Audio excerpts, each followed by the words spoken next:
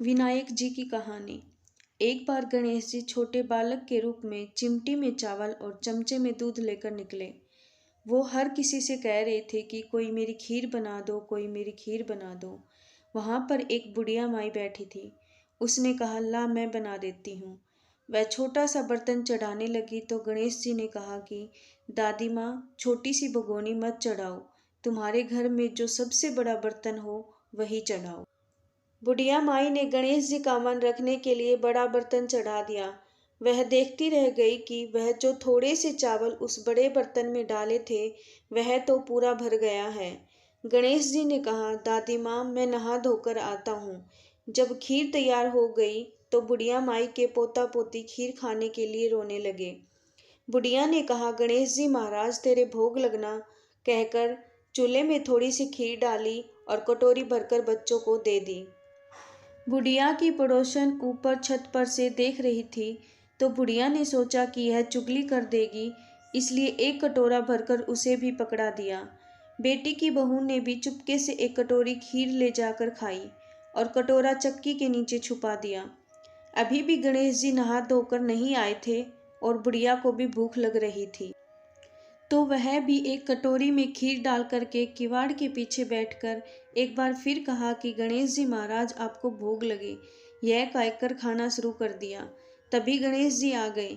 बुढ़िया माई ने कहा, आजा रे गणेश, खीर खा ले, मैं तो तेरा ही इंतजार कर रही थी। तब गणेश जी ने कहा, दादी माँ, मैंने तो खीर पहले ही खा ली। बुढ़िया ने कहा, कब खाई?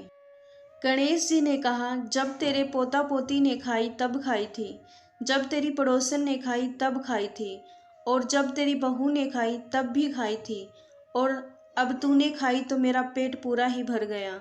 बुढ़िया ने कहा, बेटा, तेरी सारी बात सच है, लेकिन बहू बेचारी तो सुबह से काम में लग रही है, तो फिर उसने खीर कब खाई?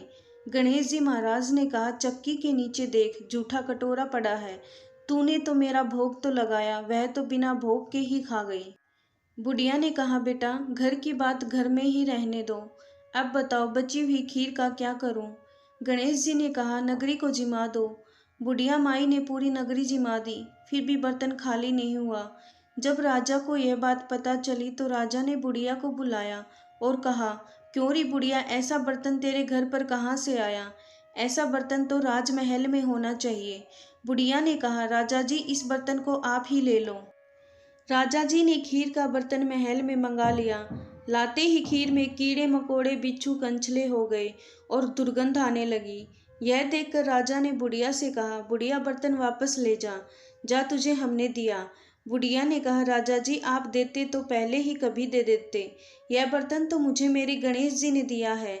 बुढ़िया ने बर्तन वापस लिया, लेते ही खीर सुगंधित हो गई। घर आकर बुढ़िया ने गणेश जी से कहा, बची हुई खीर का क्या करे? गणेश जी ने कहा, बची हुई खीर को झोपड़ी के कोने में खड़ा खोदकर गाड़ दो। उसी जगह सुबह उठकर वापस खोदोगी तो धन के 2 चरे मिलेंगे। ऐसा कहकर गणेश जी अंतर्ध्यान हो गए। जाते समय झोपड़ी के लात मारते हुए गए तो झोपड़ी की जगह पर महल हो गया। सुबह बहू ने फावड़ा लेकर पूरे घर को खोद दिया तो कुछ भी नहीं मिला, तो बहू ने कहा, सासू जी, थारो गणेश तो झूठो है। सास ने कहा, बहू, मारो गणेश झूठो तो नहीं है, ला मैं देखूं। वह सुई लेकर खोजने लगी तो टन टन करते 2 धन के चरे निकल आए। बहू ने कहा, सासू जी, गणेश जी तो साचो ही है। सास ने कहा, गणेश जी तो भावनाओं का भूखा है। हे गजानंद गणेश जी महाराज, जैसे आपने बुढ़िया को दिया वैसा सबको देना। विनायक जी की कहानी कहने वाले, हुंकार भरने वाले और आसपास के सभी सुनने वाले सबको देना।